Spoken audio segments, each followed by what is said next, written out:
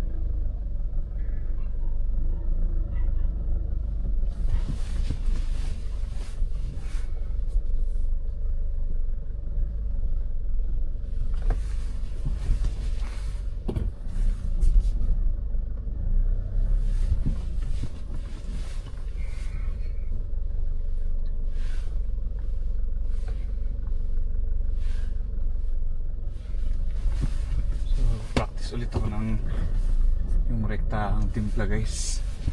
Yeah.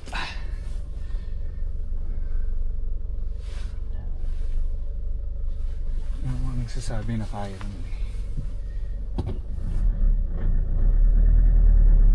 Kasi yung bomba-bomba. So, try lang natin yung ganong style na rektahan. Rektahan. Parang nag-extend na naman itong tenta.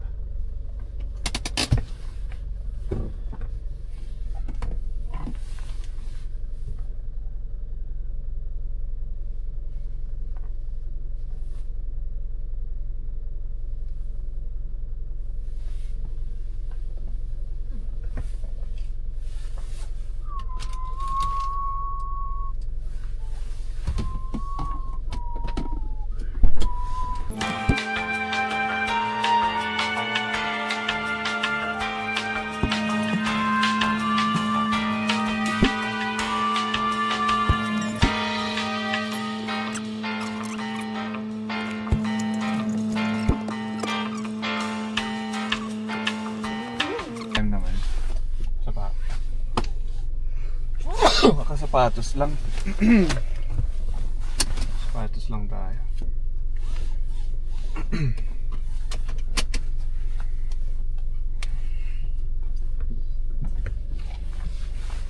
Wala na rin yung ano niya, wala na yung check engine niya.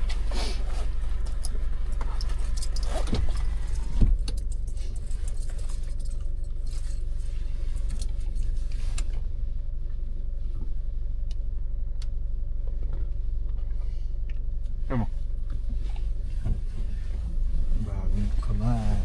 Parang gitna-gitna na. Dami kong buhok, babe.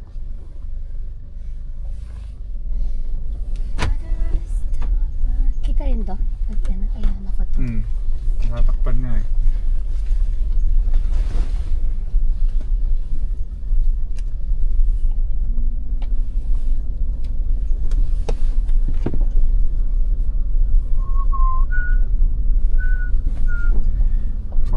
Nabot pa naman siguro tayo dun sa shop. Sana.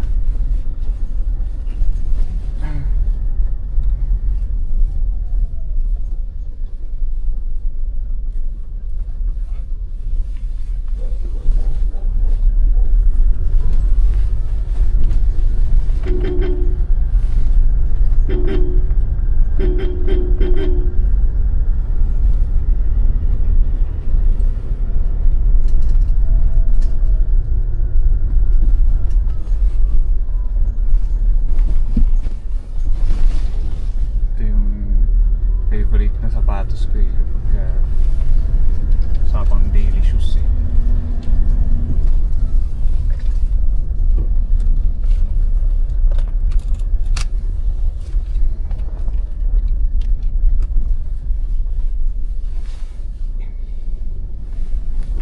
Practicein ko yung ano ngayon, ibang driving na style, yung rekta.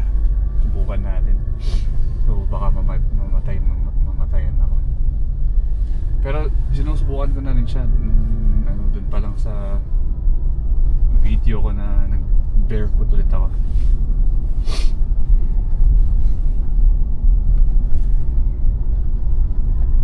Try lang ulit natin ngayon. Although kaya naman siya kasi kapag ka mga normal uphills, yung rektahan na ano, wala nang bomba-bomba, kaya siya. Nagkakatalo na lang kapag ka talagang ano, yung antarik eh. Ang tagal umangat ng RPM pagka ganun. Pero subukan ulit natin.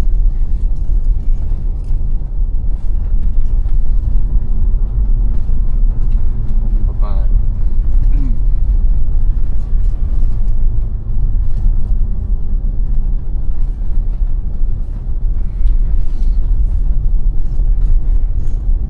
Nadaan tayo ng swelyo.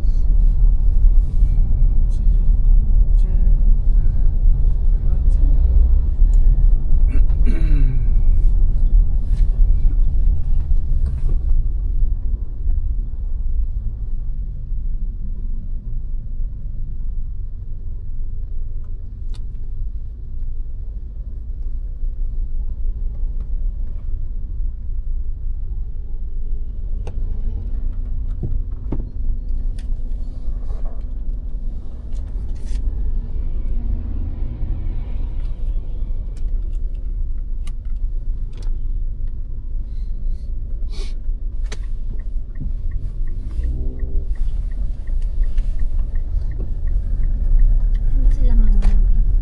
Palengke ata.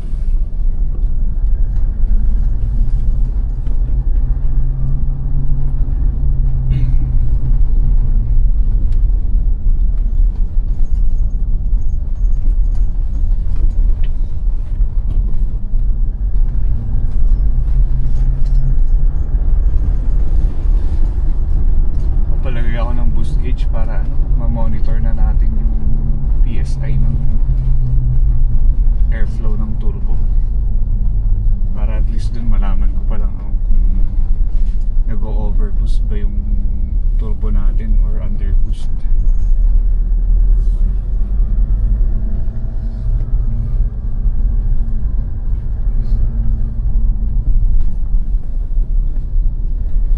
Yun lang talaga yung ano. Pero ang pagkakaalam ko kasi stage 1 remap lang naman kasi ito eh. So ang alam ko kayang i-handle ng stock na turbo yung stage 1 eh. Pero ayun, for some reason di rin ano, bumigay rin siya.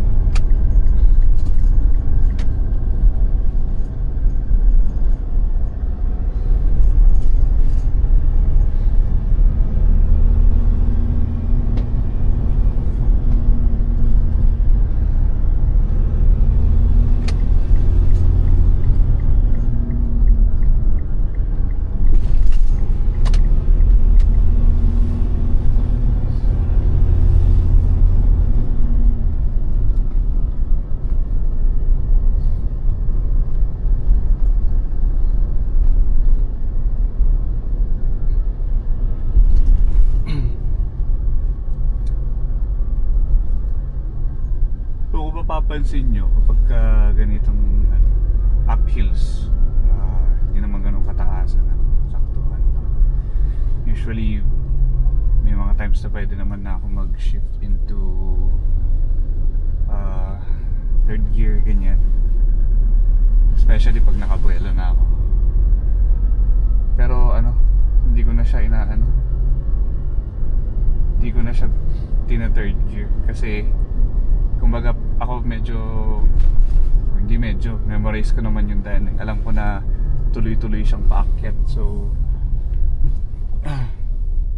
pagka ganun, ini-stay ko na lang muna siya sa sa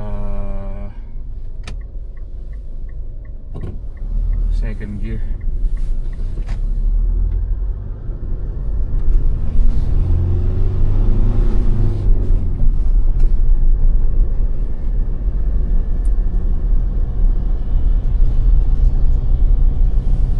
Kasi kung ito third gear ko siya sa uphill, nabitin ako, babalik ulit ako ng second gear.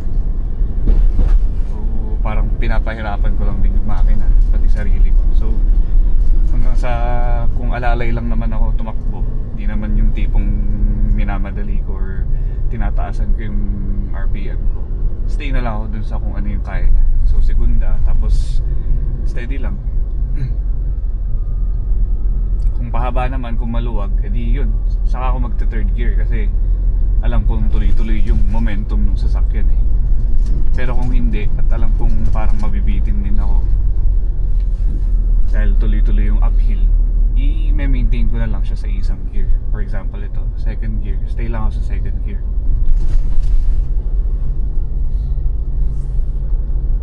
Lalo pag ganyan, may binubuntutan ka na mabagal. Tapos RPM lang natin, nasa 1K, 1.5 naglalaro. Kasi kung third gear yan, pagka bumagsak ng 1K,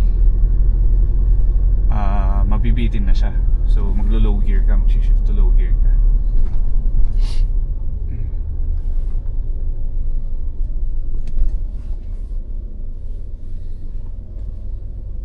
First gear tayo.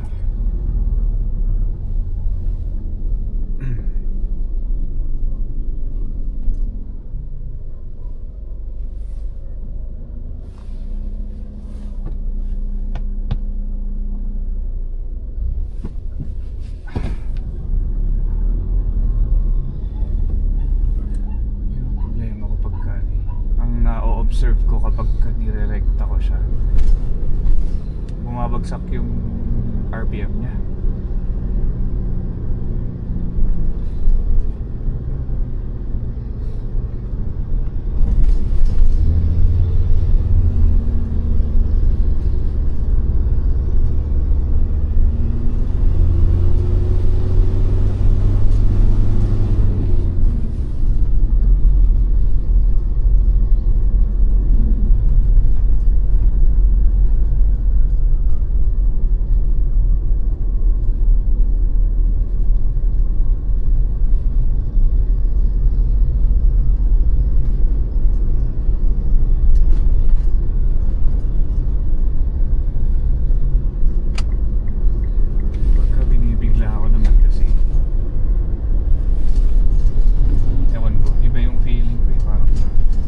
Especially pag uphill,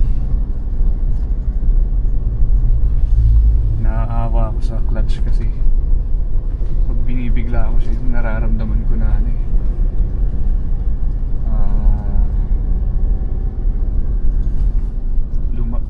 kumbaga parang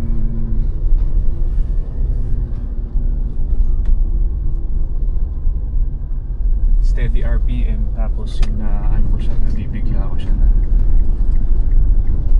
bago ko palang i-release yung clutch, siya steady sa isang RPM as compared kapag binobomba-bomba ko.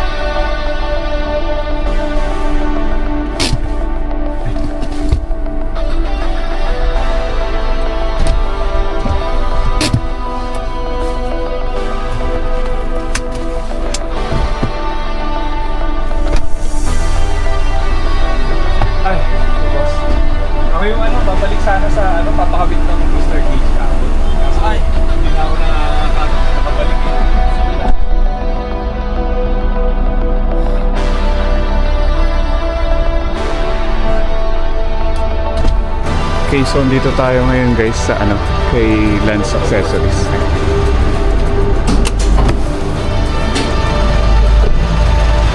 Napakabit tayo ng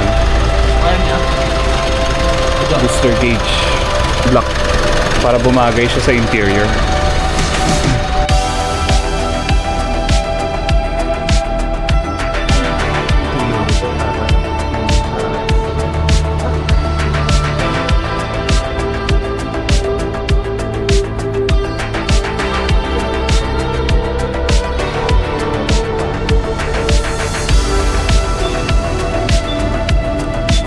Pwede bang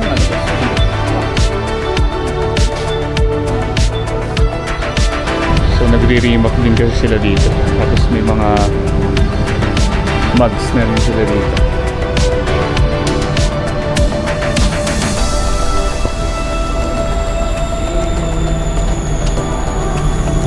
So yung brand niya Autometer yung brand na itong